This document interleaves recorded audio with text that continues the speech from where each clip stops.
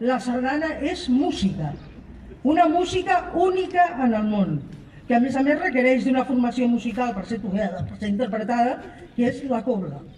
I això és el que jo vull que la gent conegui, que existeix una cobla que també és una formació musical única en el món, que té 3 instruments propis, que a més són únics en el món, que són la tenora, el tiple i el fiscorn, i que la gent, això, hi ha molta gent que no ho coneix, i per això hem fundat aquesta agrupació, per donar a conèixer tot això. I com ho farem? Doncs mitjançant cursos, com el que ja fem des del mes d'octubre passat, perquè la gent aprengui a comptar i a repartir aquesta dansa i a ballar-la com escau, no a pisar-ugues. Ballar és una altra cosa.